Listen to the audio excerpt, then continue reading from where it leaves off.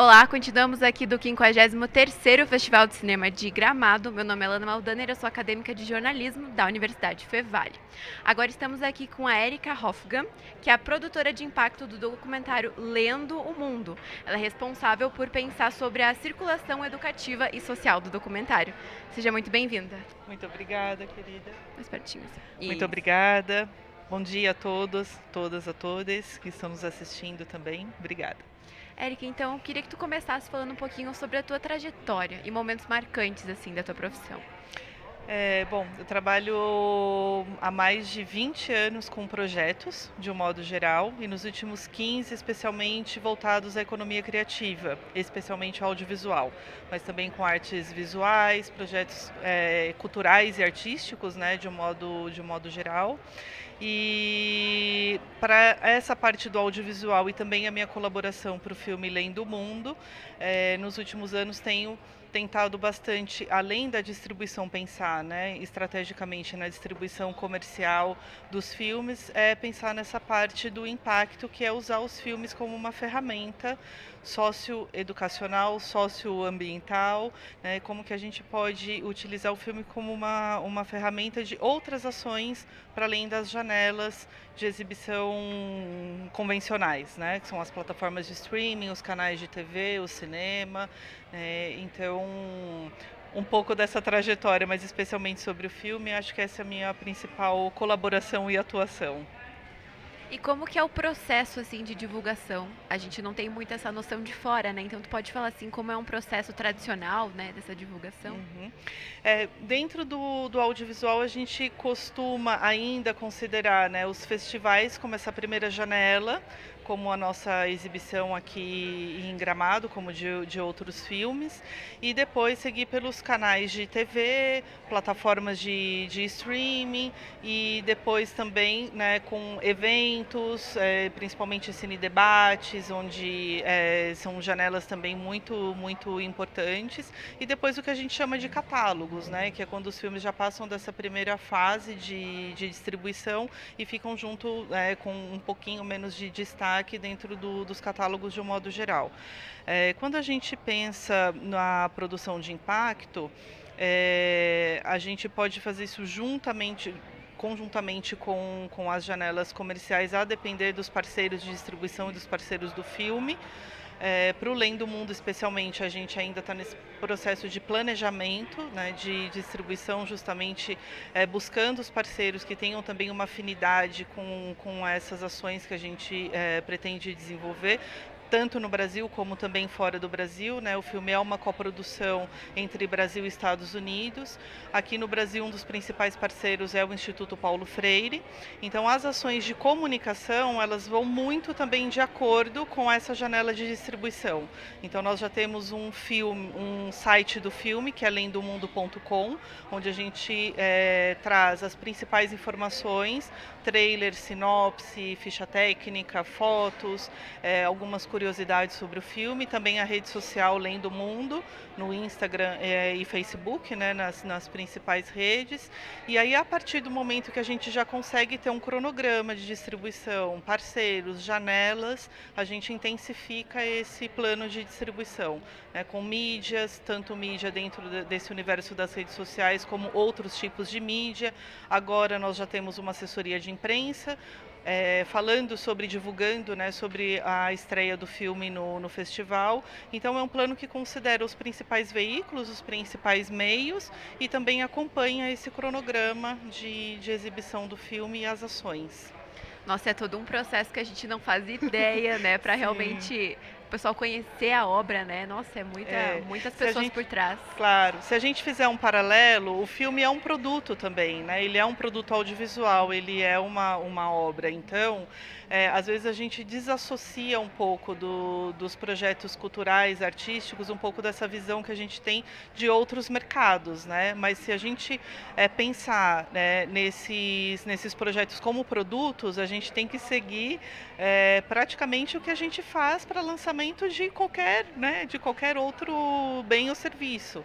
Então, se a gente vai lançar uma moda, se a gente vai lançar, né, um acessório, enfim, né, aqui no Brasil, e especialmente fora do Brasil, tem números muito expressivos de investimentos para a comunicação de filmes, especialmente para o mercado americano, né? Então, a gente tem cases assim de filmes que eles têm uma verba, um orçamento despendido como de um carro, por exemplo, custam tanto ou exigem tanto como o lançamento de um novo carro. Então, só para dar um exemplo, como a gente tem que pensar um pouco tanto estrategicamente como na cobertura dessa comunicação. E o filme tem todo esse viés educativo, né? Assim, então, além dos festivais, há planos de levar o documentário para escolas, universidades, alguma coisa assim? Super. Acho que esse universo da educação é o nosso público-alvo, né? Digamos assim, justamente pela nossa intenção de reativar, de reviver essa metodologia inicial do Paulo Freire com círculos de cultura, principalmente para a gente continuar propagando para que esse método, a eficácia desse método através da experiência de Angicos, que é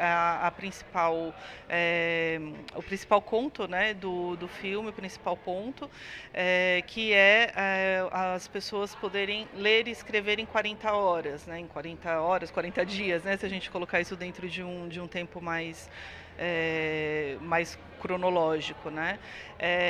Então, a gente pretende, dentro dessas ações de impacto, formar profissionais, né? Educadores, educadoras, para uma campanha de alfabetização de jovens e adultos e claro, né, estudantes de pedagogia, também não só da área de educação diretamente, mas das áreas de sociologia, de saúde, que são também uma das áreas que consomem muito desse legado do Paulo Freire, né? Então, dentro da pesquisa do filme, a Catherine e outras colegas, né, identificaram muito, ela é estadunidense, californiana, e dentro da própria formação dela, ela já conheceu Paulo Freire, assim como é super conhecido, né, mundialmente. Então, a gente trazer isso para o Brasil novamente, né, como uma possibilidade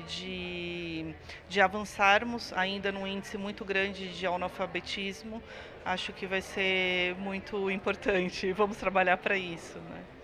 E para ti pessoalmente, assim, qual que foi o maior desafio dessa divulgação? Não sei se por ser uma coprodução foi mais desafiador ou se facilitou de alguma forma.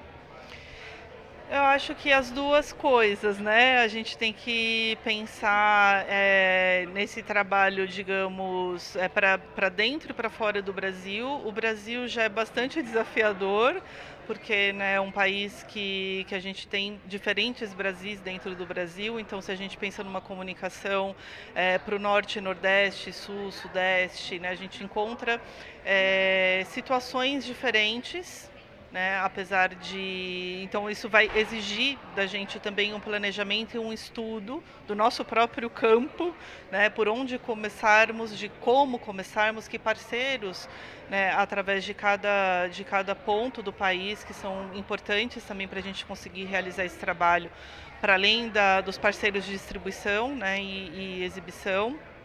E para fora do país, tem alguns núcleos de estudo do Paulo Freire, inclusive nos Estados Unidos. Tem como 5 grupos que já estudam, né, toda a filosofia freudiana.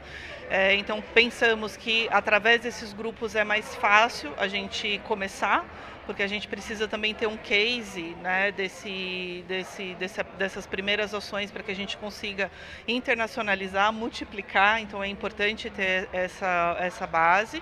E aí com cada país, com cada território, a gente também tem que buscar esses parceiros. Então, da mesma forma como a gente vai fazer aqui com o Instituto Paulo Freire, com esses parceiros iniciais, é um trabalho de campo de cada espaço, cada ação, cada território, pensar exclusivamente.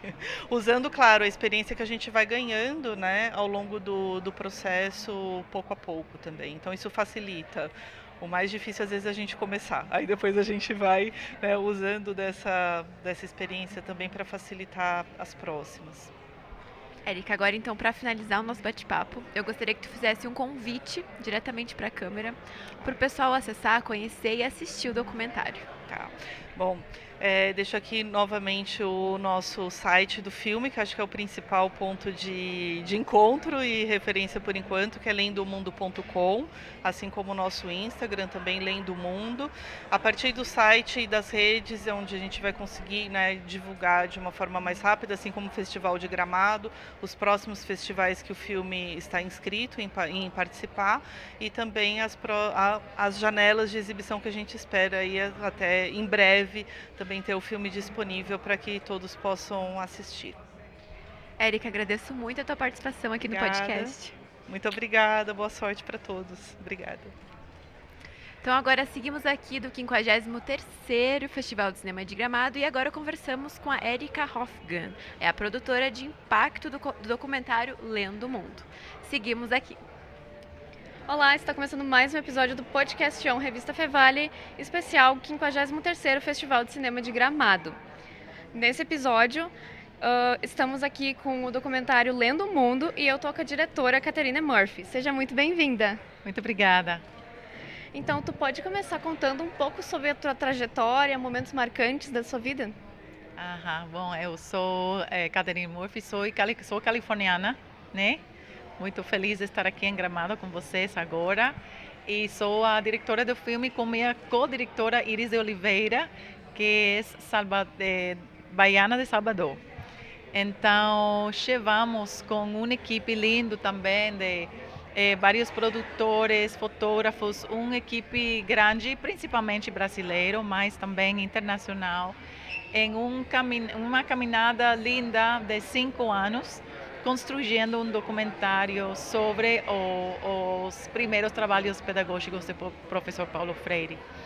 Eu vim fazendo uma série de documentários sobre experiências de educação popular e educação emancipatória, digamos, através do cine documental, quais chegou a esta nova obra. E durante a pesquisa e a produção, teve algum momento ou alguma descoberta que mudou o rumo do documentário ou o olhar que vocês tinham sobre a história? Sim, tivemos muitos, mas eu acho que a busca do filme, a pergunta do filme, foi tratar de compreender as ações na prática do professor Paulo Freire. Muito conhecido, tão conhecido, principalmente no mundo acadêmico, teórico, talvez no Brasil de forma mais ampla, nas questões da pedagogia e o ensino, né? Mas muito estudado no contexto acadêmico. Muito importantes os trabalhos, muito necessários, mas ficamos sempre com a pergunta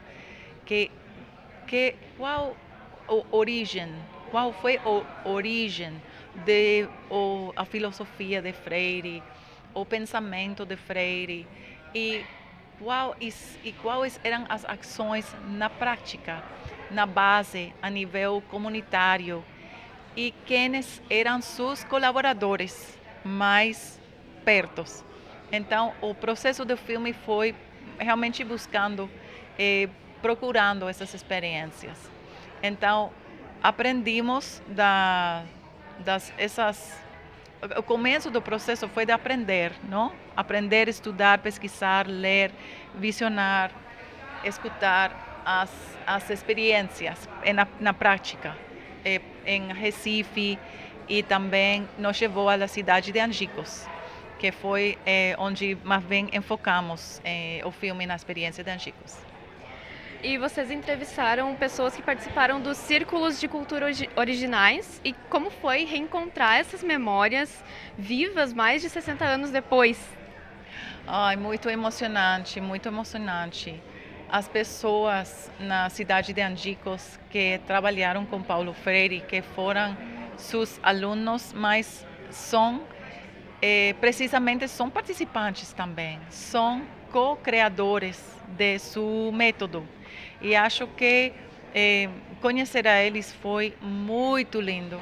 São seres muito, muito lindos, muito sábios, com muito que contar, com uma vivência preciosa que contam também de uma maneira muito, muito poético, muito lindo.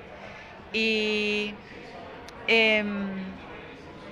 me supera as palavras, posso dizer, me supera as palavras, mas são seres incríveis e eu acho que tornou uma dos sonhos do filme fazer uma homenagem a eles e também reconhecer a eles como co-criadores dessas experiências pedagógicas do chamado método freiriano. E o modo como o filme ele mostra os vínculos entre a alfabetização e a cidadania é bem forte. Então, como vocês pensaram em apresentar isso sem que se tornasse só um discurso político, mas algo vivido e sentido?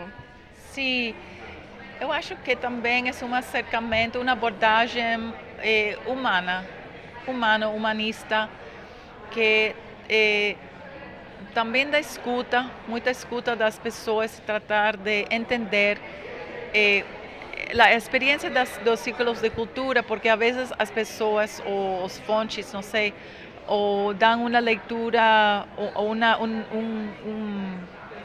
entendem essa experiência como puramente alfabetização. Mas a alfabetização só um aspecto só.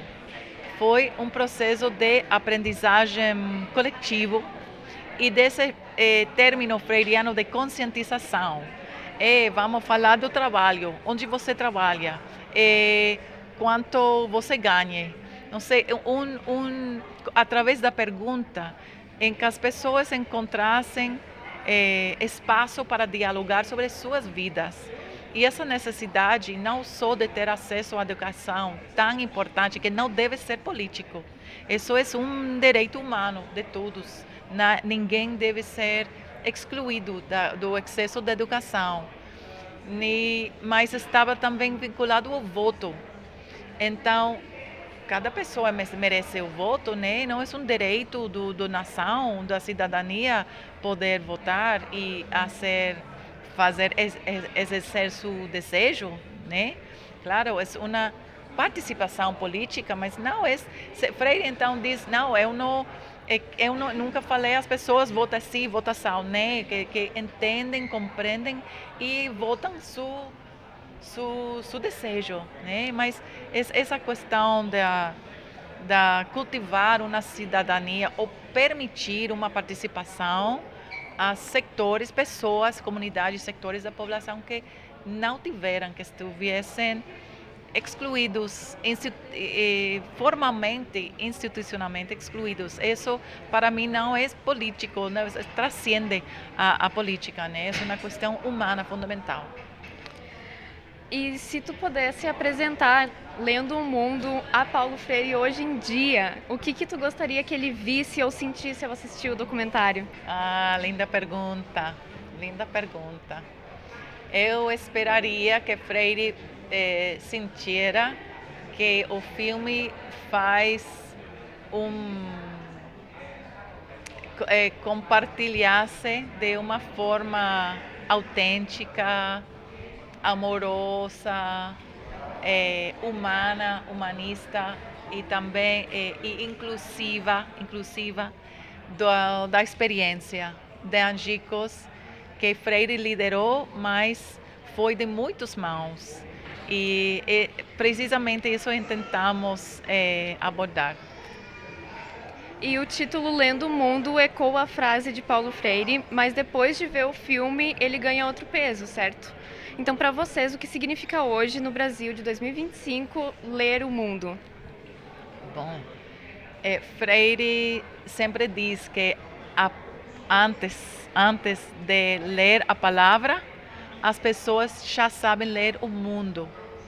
E é muito importante também porque honra que ter o acesso ou não a uma educação, uma instrução, não é medida do conhecimento, sabedoria das pessoas.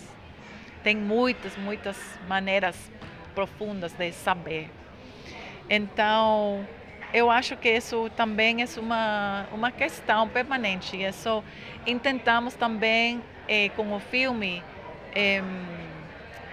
dar um olhar de um feito histórico, uma experiência histórica, mas muito atual e muito relevante para hoje. Nós precisamos todos cultivar nossa leitura do mundo, ler o mundo, tentar ler o mundo, reler o mundo e procurar, eu acho, que ir em busca de um mundo que funciona para todos. E quais são os próximos passos para a circulação do documentário após o Festival de Gramado? Já tem algum plano de exibição em escolas, universidades ou redes públicas? Estamos muito felizes de poder compartilhar, de estar aqui no Festival de Cinema de Gramado. Muito felizes de realizar a estreia do filme aqui no festival. Ontem à noite foi a primeira vez de compartilhar o filme com um público. Foi muito emocionante para todos nós da equipe que estamos aqui. E agora vamos a ir primeiro para um pequeno circuito ou ir para o caminho dos festivais de cinema, dentro do Brasil também a nível internacional. E por o tempo de janela clássica dos caminhos dos festivais, estamos otimistas de ter uma caminhada muito linda nos festivais, mas depois temos um compromisso de fazer um caminho de distribuição de impacto de educativo e de impacto de assegurar, levar o filme para os espaços acadêmicos, universidades e escolas de todos os níveis e também espaços que são educativos, talvez não formais, menos formais, mais comunitários, fazer parceria com os movimentos sociais. Temos uma parceria fundamental, muito importante para nós, com o Instituto Paulo Freire, que é nosso parceiro principal, dentro de vários parceiros lindos. Então, é uma caminhada, eu acho, de anos. Espero que o filme tenha uma caminhada larga. Estamos muito otimistas nisso e sim. E convidamos aos educadores, pedagogos, gente dos movimentos sociais que estão vendo nossa hora, convidamos que se unem, que nos escrevem, que se podemos também colaborar, que nos fala, e estamos muito comprometidos a isso. Então, por último, olhando para a câmera, chama o pessoal para assistir o documentário, lendo o mundo, para aproveitar sobre esse tema tão importante. Convidamos a todos e todas para assistir o filme Lendo o Mundo, documentário longometragem sobre as primeiras experiências pedagógicas do professor Paulo Freire e seus muitos colaboradores, principalmente na cidade de Angicos, em Rio Grande do Norte. Uma experiência hermosa, profunda e com muitas lições para todos todos nós no mundo de hoje. Obrigada. Eu agradeço muito a tua participação. Muito obrigada e parabéns. Obrigada. Gratidão. Neste episódio, conversei sobre o documentário Lendo o Mundo com a diretora Catherine Murphy. O Podcast é uma produção dos acadêmicos de jornalismo da Universidade Fevale.